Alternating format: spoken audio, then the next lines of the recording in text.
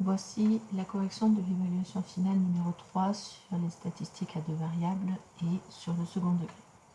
Dans le premier exercice, il s'agit d'une série statistique à deux variables où on étudie le coefficient, la variation de longueur d'une barre en métal lorsque la température varie. Donc, dans un premier temps, je vais vous demander de représenter le nuage de points qui est donné. Donc, sur l'axe des abscisses, nous avons les xi en degrés. Sur l'axe des ordonnées, nous avons les yi en millimètres. Donc, le premier point à représenter, c'est le point de coordonnées 10, 5000,67. Donc, 5000,6, ça fait à peu près ici, 5000,67, ça fait à peu près ce point-là. Ensuite, 20, 5001,16. 5001,16, ça fait à peu près au milieu. Ensuite, 30, 5001,7.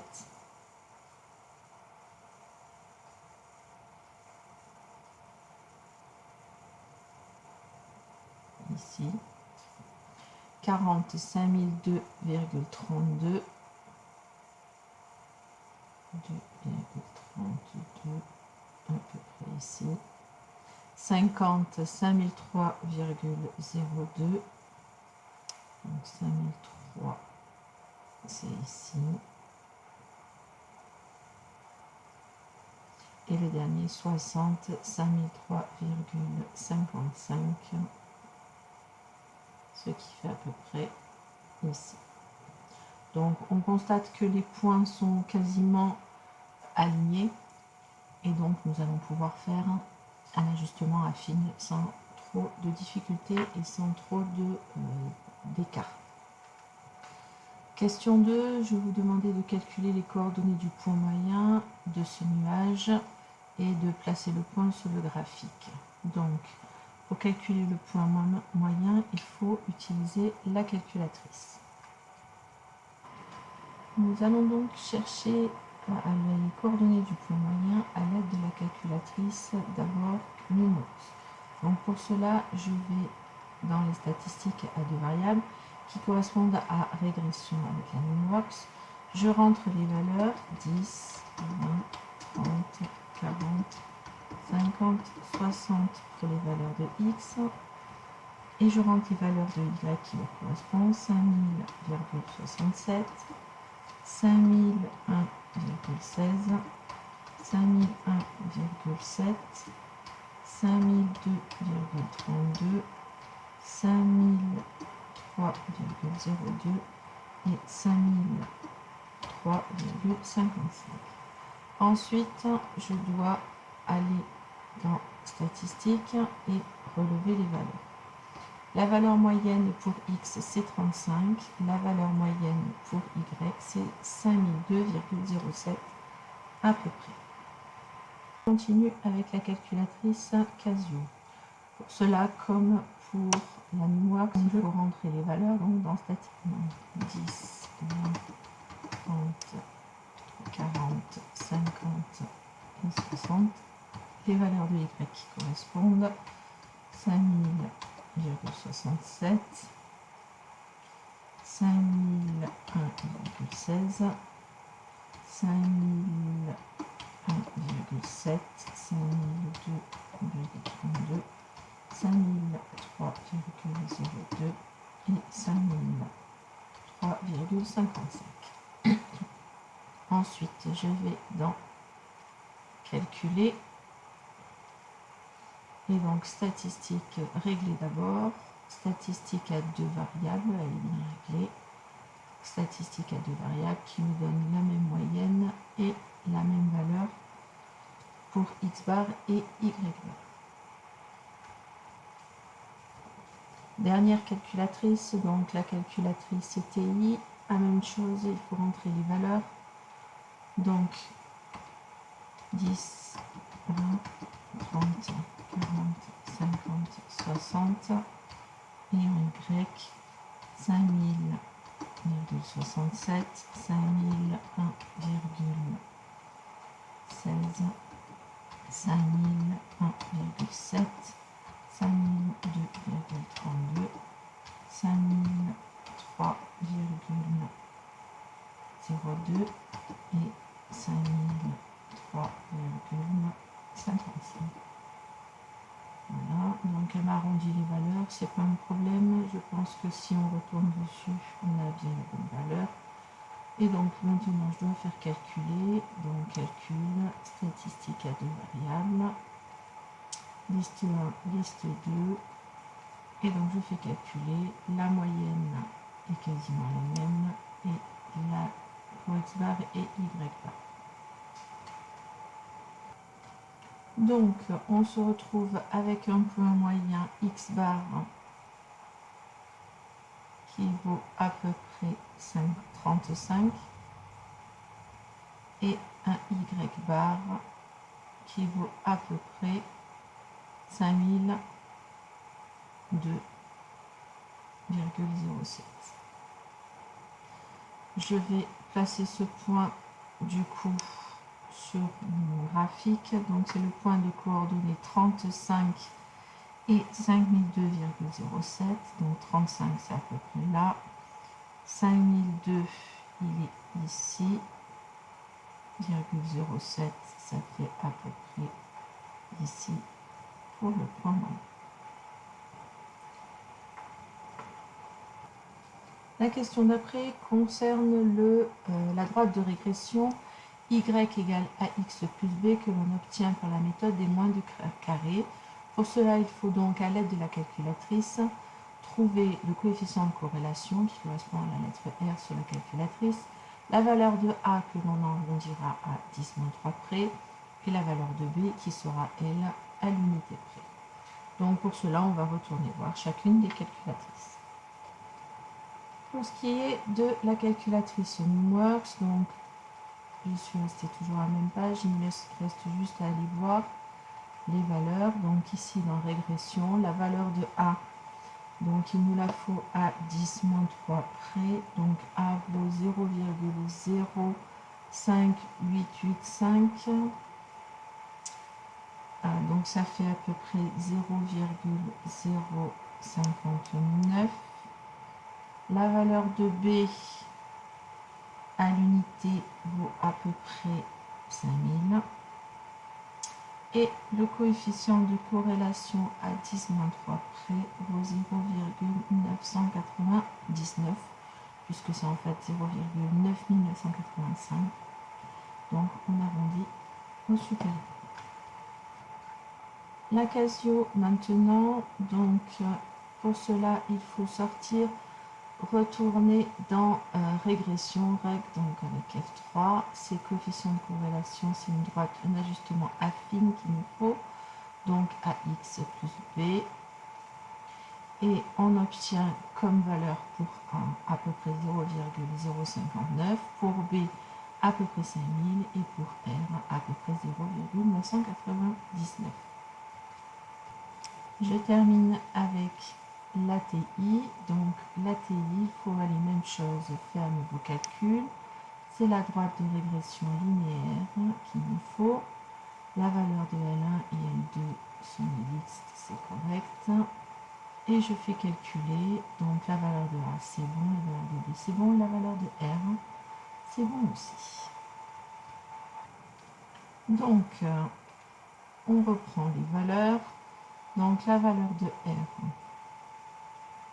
c'est à peu près 0,999. La valeur de A, c'est à peu près 0,059. Et la valeur de B, c'est à peu près 5000. Et dans notre droite D a pour équation y égale 0,059 x plus 5000. Tracez la droite D en expliquant comment vous procédez. Donc je vous demandais de ne pas me dire que c'était avec une règle. Donc pour pouvoir placer notre premier point, on sait que notre point moyen de coordonnées 35, 5002,07 appartient à notre droite de régression. Et il nous faut donc un autre point. Et par exemple, si x vaut 0, y vaut 5000, et donc on trouve un point A de coordonnées 0, 5000, qui appartient à la droite D. Et donc notre droite D, D, c'est égal à la droite AG. Donc on va tracer cette droite ici. Donc pour cela, il nous faut placer le point A de coordonnées 0, 5000, qui est ici. Donc ça c'est 1.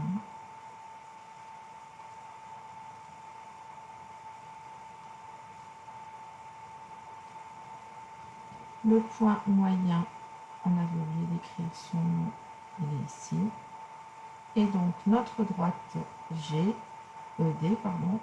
passe par le point A et le point moyen G. Donc c'est cette droite qui est ici, qui représente notre droite D, notre droite de régression. Donc, dernière question de cet exercice. Je vais vous demander si la variation de la longueur est de 5004 mm, quelle sera la variation de température? Ce qui veut donc dire que je sais que Y vaut 5004, et donc je cherche X, ce qui vaut. Je sais que j'ai Y qui est égal à 0,059 X plus 5000. Donc, il faut que je cherche quand c'est que j'ai 0,059 X plus 5000 qui est égal à 5004. Pour cela, ça revient à résoudre 0,059 X égale 5004 moins 5000, ce qui fait 4. Donc, pour résoudre, il faut que je divise par 0,059, ça fait X qui vaut 4 sur 0,059, ce qui fait à peu près 68. Donc, quelle sera la variation de température? Elle sera d'environ 68 degrés. Voilà pour ce premier exercice. Passons au deuxième. Donc, dans ce deuxième exercice, je vous disais qu'une balle de tennis rebondit sur le sol en suivant des trajectoires paraboliques et en perdant de la hauteur à chaque rebond. La première parabole, qui correspond au premier rebond, ici, a une équation f de x égale moins 1,5 x carré plus 6. Je vais vous demander d'étudier les variations de f sur r, sans oublier les limites pour moins l'infini et plus l'infini. Pour étudier les variations, il me faut calculer la dérivée. F' de x est donc égal à moins 1,5 fois la dérivée de x carré qui est 2x. Et la dérivée de 6x, c'est 6. Ce qui fait donc moins 3x plus 6. Pour cela, il faut que je cherche quand c'est que f' de x vaut 0. C'est-à-dire quand c'est que j'ai moins 3x plus 6 qui est égal à 0.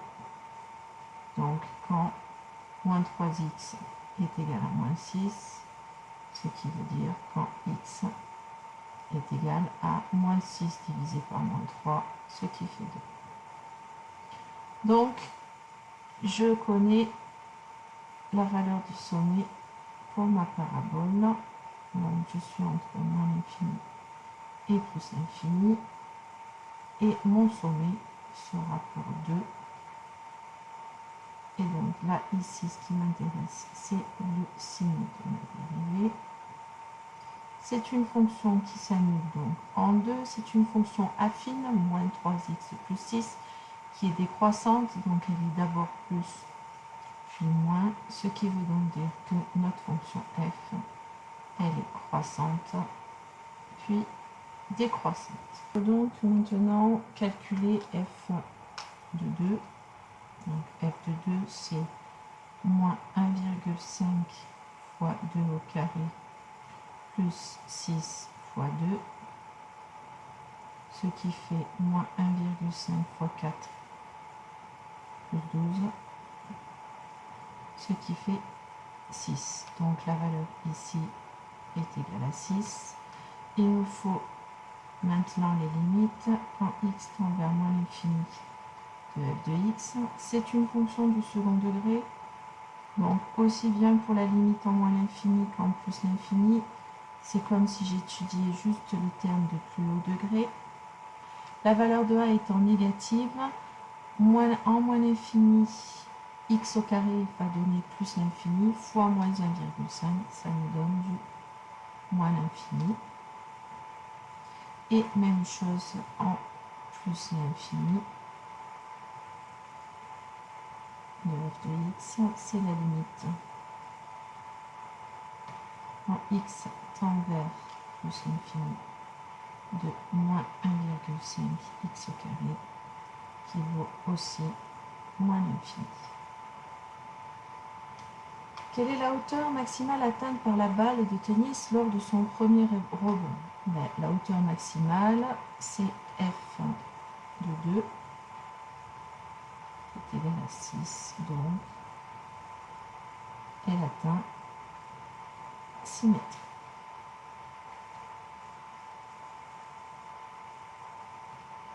Passons maintenant à la deuxième partie du rebond de notre balle qui correspond à la parabole P2 d'équation g de x égale moins 2x carré plus 22x moins 56. Je vous demande de résoudre g de x égale 0.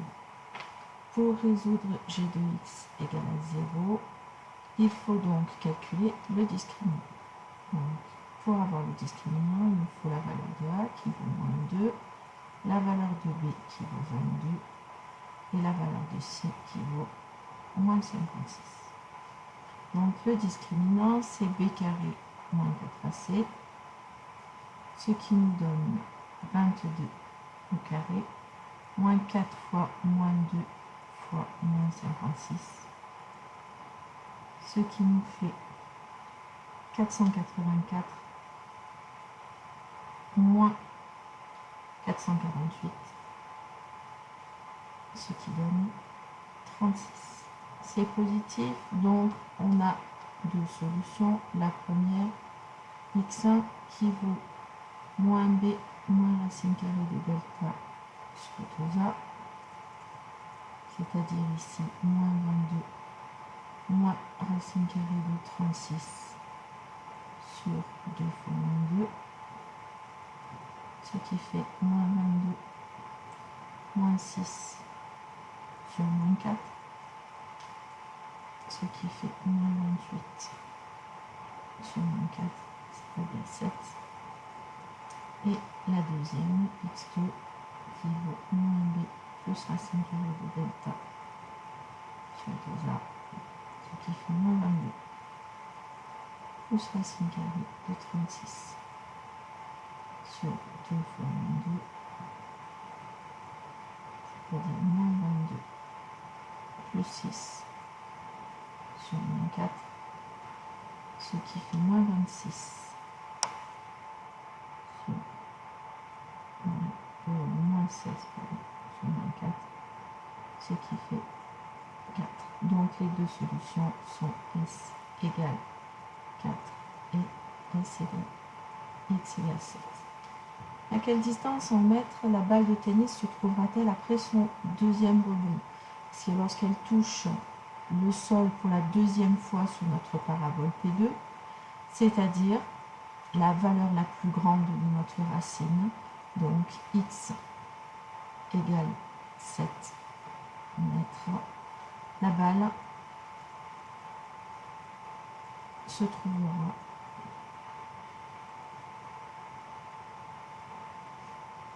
après son deuxième rebond à 7 mètres. La balle de tennis se trouve-t-elle à plus de 4 mètres lors de son second rebond? Si oui, sur combien de mètres? Pour cela, il faut savoir quand c'est que g de x est supérieur ou égal à 4. C'est-à-dire quand c'est que je vais avoir moins 2x carré plus 22x moins 56 supérieur ou égal à 4, ce qui revient à résoudre moins 2x carré plus 22x moins 60 supérieur ou égal à 4. Pour cela, on calcule un deuxième discriminant qui fait 22 au carré moins 4 fois moins 2 fois moins 60, ce qui fait toujours 484 moins 4 fois 2, ça fait 480, ce qui donne 4. Donc, on a deux solutions. x1 qui vaut moins 22 moins racine carrée de 4 sur 2 fois moins 2, ce qui fait moins 22 moins 2 sur moins 4, ce qui fait moins 24 sur moins 4, c'est-à-dire 6. Et x2 qui vaut moins 22 plus racine carrée de 4 sur 2 fois moins 2, ce qui fait moins 22 plus 2 sur moins 4, ça fait moins 20 sur moins 4, ce qui donne 5. On cherche quand c'est que c'est supérieur ou égal à 0. Notre inéquation est supérieure ou égal à 0. Donc j'ai deux valeurs d'animation qui sont 5 et 6. Notre parabole est tournée vers le haut, donc elle est moins, plus, moins. Et donc, elle va être à une hauteur supérieure ou égale à 4, entre 5 et 6 mètres. Donc, si oui, sur combien de mètres? La balle de tennis